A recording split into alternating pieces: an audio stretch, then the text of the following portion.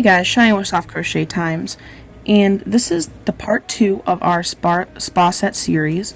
So today's project's going to be this super cute little soap saver drawstring bag. It's really easy to make, and honestly I think it's pretty useful and really cute and decorative.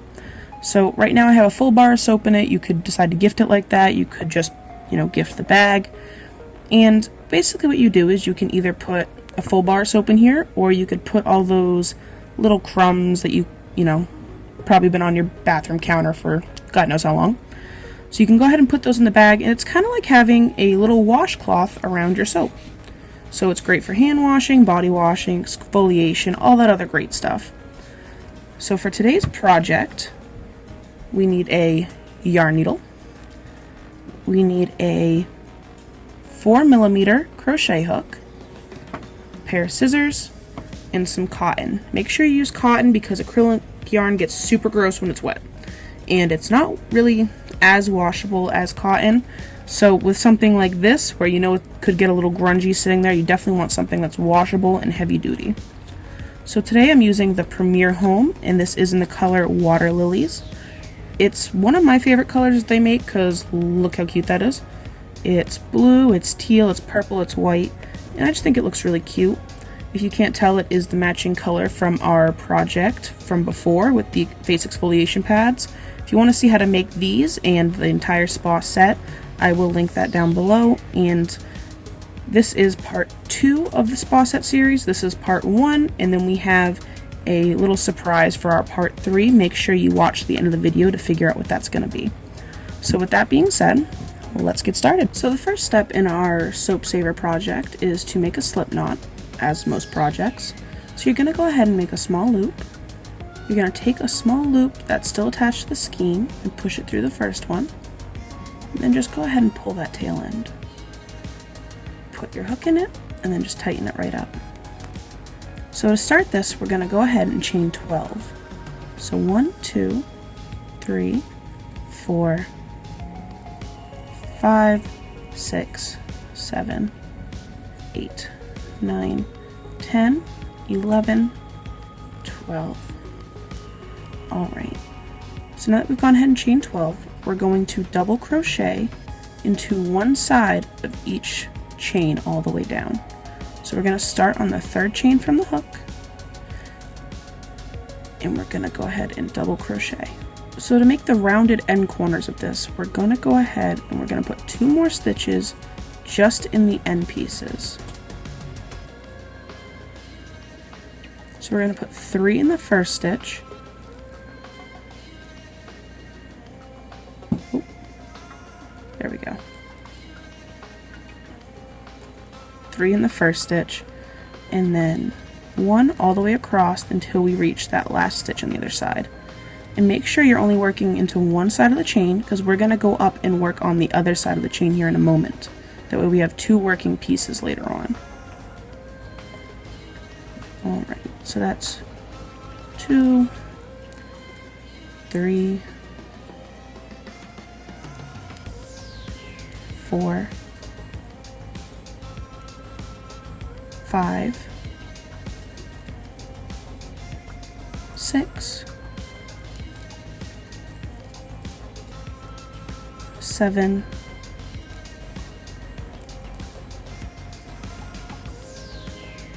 8. Alright, so now we're at the very end chain, and we're going to go ahead and put 3 stitches in that end chain, and that's just so that way it gives us that curve we need to get to the other side. So there's 1, 2, 3. Alright, now we're going to go ahead and start going down the other side. So if you can see these little bumps, that's the other side of each chain. So we're going to go ahead and put a double crochet into the next one. There's 1. And then into this one. 2.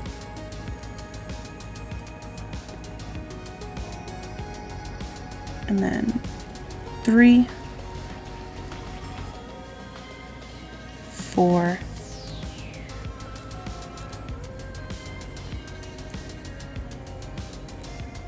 5, 6. Oh, helps if your yarn doesn't run away on you.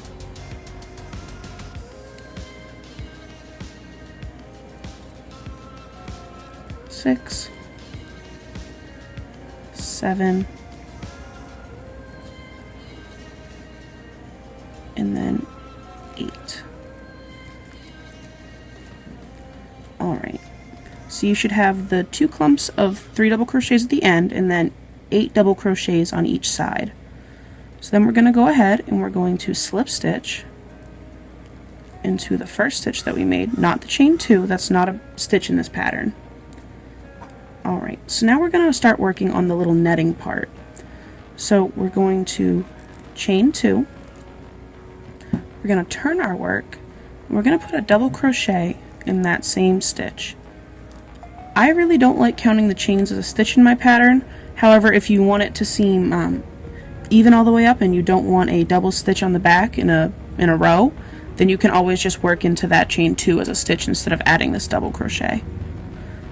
But we're going to go ahead and do that double crochet, and then we're going to chain 1, and we're going to skip the next stitch and double crochet into the stitch after that. And you can see it makes that little square there. So once again, we're going to chain 1, and we're going to skip this stitch, and we're going to double crochet into that next stitch. Alright, chain 1, skip this stitch, double crochet into the next, and just keep doing that all the way around. I reached my last double crochet, so I'm going to chain 1 and go ahead and slip stitch into that first double crochet that we had made. Alright, and then we're going to go ahead and turn our work, and we're going to slip stitch right into that first chain 1 space that we made, so right to that big hole. Alright, and this is how you get that offset effect. So you're going to go ahead and chain 2, and then double crochet into that hole, and then chain 1, and then go ahead and work into that next chain 1 space. And then you're going to do the same thing as you did on round 1, but instead of working into stitches, you're going to work into all of these chain 1 spaces. That way it has that staggered feeling. So after you finish this row, go ahead and slip stitch into the first double crochet that we've made, and then you're just going to continue this row all the way up until you have 7 rows of this double crochet, chain 1 double crochet. And then after that, I'll show you how to put the row for the drawstring, and then we'll have a finished soap saver. Alright, so here's my project after I've finished the mesh part. So all we're going to do is we're going to chain 2, and then we're going to double crochet around this row. So you're going to go ahead and you're going to put a double crochet in the chain 1 space, and then you're going to put a double crochet in that stitch of the double crochet in the round before, and then you're going to put a double crochet in the chain 1 space, and just like that all the way around. So make sure you're working into those double crochet stitches from the row before, and it should go from that mesh to a solid row of double crochet. So go ahead and do that all the way around, and then slip stitch at the end, and then I'll show you how to make the drawstring and how to thread it through. Alright, so I finished that round off, and then I've just slip stitch into my first double crochet and cut my extra thread off. So I'm just going to pull that through, and at the end I'll tie in my loose ends. And now to get onto the drawstring, I'm just taking the same cotton, and we're going to slip knot onto our hook, and then we're just going to make a really long chain. So I'm going to go ahead and chain 50 because I think that'll be enough, because you want enough to go around the bag, and then you want enough to tie it in a bow afterwards, or however you wish to tie it. And obviously this one, it doesn't really matter that much about your numbers. As long as it's long enough to be able to tie it off, you'll be all set. So go ahead and chain until you think it's long enough for you. Like I said, I'm going to do about 50, and then I'll show you how to weave it through, that way it'll close up the bag. Alright, so I finished my chain, so I'm just going to go ahead and snip off the string, pull my hook through, and now I have my chain. So in order to make this a drawstring bag, what you're going to do is you're going to find the middle of your bag, which is just about here on mine, and go ahead and put your hook underneath those 2 stitches, and then you're just going to pull the chain underneath those. Alright, and get it somewhere about centered on your chain, and then you're just going to go around and you're going to weave over every 2 stitches. So these 2, we're going to go ahead and go over them.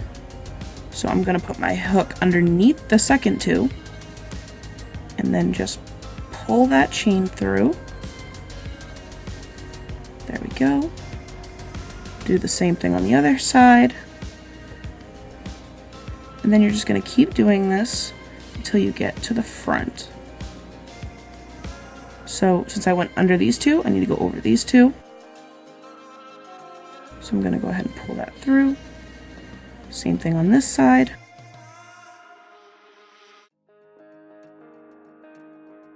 And then I like to leave a slightly bigger section in the front. I think it just makes it easier for tying. So right now I have 4 stitches in the front. So then if you just pull on these strings, it closes up the top of the bag, and then you can tie it in a little bow if you want, or however you want it. Just tie it in a little knot, however it works for you. Alright, so I'm just going to tie it in a little bow for right now. And then, of course, you can snip off the extra yarn at the end of your chains. Alright, and there you go. It's a super cute little soap saver, and it makes great presents. It's really good in the spa set, which is the current video series that we're working on here on this channel. So with this, alright, so I just want to thank you guys so much for watching, and this is the part 2 in our spa series. So the next video that should be coming out is a really complicated looking but super easy to do bath loofah. I was actually really surprised on how easy it was. I thought it was going to be a lot more complicated than it is. So with this being said, if you guys have any future recommendations for videos, or if there's anything you guys want to see, make sure you let me know, comment down below, because I want to make sure that I'm giving you tutorials on items that you actually want to make. It's not very helpful to have tutorials out there if nobody wants to make the items that they're showing you how to do. So thank you so much for watching. Please like, comment, share, subscribe, all that good stuff, and check in every week to see the new videos that are being posted. And I'd also love to see any photos of you guys and of your creations if you followed along with these tutorials. So with that being said, thank you for watching, and keep on stitching.